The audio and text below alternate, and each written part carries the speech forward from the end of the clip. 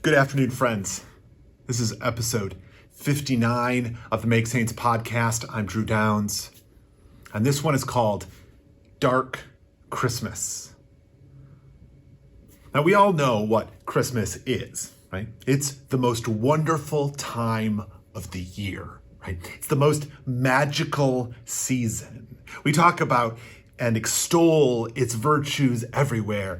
It is magical, it is fun, it is festive. We are generous and joyful and hopeful. It is a time of giving and receiving and sharing and being with one another. We eat great food, we gather, we have fun together. Right? We all know what Christmas is. And yet, Christmas doesn't end with Jesus's birth, or when the sun goes down December 25th. It doesn't end there. We don't spend all of December preparing for this big blowout celebration and then go, boom, done, right? That's not how it works. There's more to Christmas than that. Christmas has these 3 holy days that follow right after, into the season of Christmas. Right? We all know that the 12 days of Christmas begin on December 25th. They don't end then. We are just beginning the Christmas season. And so those 2nd, 3rd, and 4th days are St. Stephen, St. John, and Holy Innocents. We celebrate St. Stephen as deacon and martyr. We celebrate St. John as apostle and evangelist. And then we celebrate those holy innocents who were martyred. These 3 days, why do we celebrate them? And why do we celebrate them then? The tradition doesn't just have us celebrate them then. They all follow immediately after. There was conversation about all of this when Stephen about transferring them last year, and these are the only ones the church doesn't let us move at all. They follow immediately after Christmas, making it a 4-day feast beginning with Christmas. So what are we doing when we celebrate these days? Well, the first one, we're celebrating the first deacon and first martyr, who was apparently a young man when he was murdered proclaiming the gospel in Jerusalem, right? And then we have St. John, who is thought of as tradition holds as both the apostle who followed Jesus and also the evangelist who wrote the Gospel of John. And then in Holy Innocents, we remember all of those infants that were massacred by King Herod when he was trying to kill baby Jesus. What's so Christmassy about these 3 days, and why does the tradition have us follow that? Well, what we've got is that these 3 days remind us why we need a savior at all. There's something about the season, about the way we talk about the season, about being excited about the birth of Jesus, and then it just sort of happens, and then, right?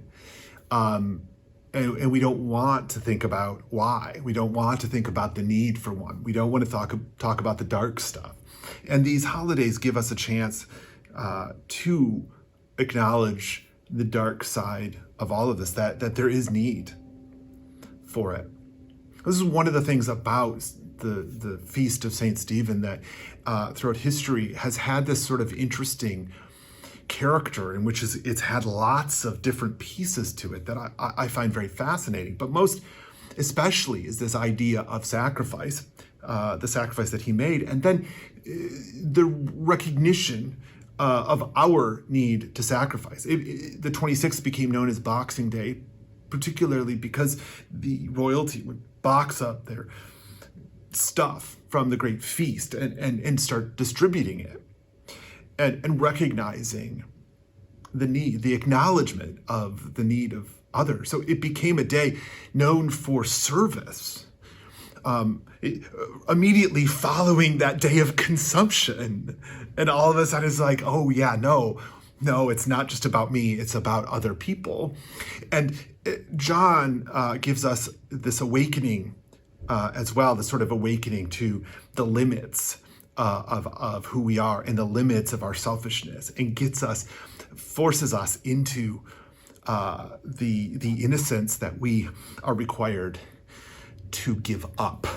And lastly, the whole thing is completed when we see what happens by the tyranny of not just of a nebulous evil, but of a king who is so afraid of the Messiah that he would slaughter all of the infant boys born within 2 years of Jesus.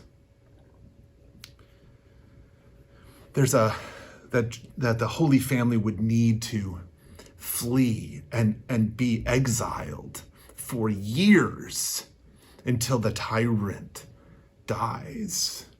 Like, that is part of Christmas. That is part of the Christmas story, to recognize the tyranny that we live with. And we all kind of sometimes just accept as normal and just wish it went away, but then pretend that we can't do anything about. Tyrants we can't, vote out. We're just sort of stuck with them, or whatever, or that we can't change the laws. We can't do anything about the world we live in. The dark side of Christmas reminds us the need for the Savior and the delight we must find in changing things. The irony of Christmas is that we know we need it, but can't say why. We're not allowed to say it out loud, right? Celebrating a day of hope and joy and change, and then immediately going back to normal and pretending all of that change and joy and hope that we just celebrated, that we all acknowledged the need of, and then we go, nah. But exploring the dark side of Christmas helps our Christmas spirit, right? Because we want to be more thoughtful, generous, hopeful, compassionate. We long for that spirit. We long to connect with other people in that way. And Christmas helps us see how important it is, and acknowledge that the rest of us need it too. So I want to wish you the merriest of Christmases. Thanks for being here. We'll see you next time.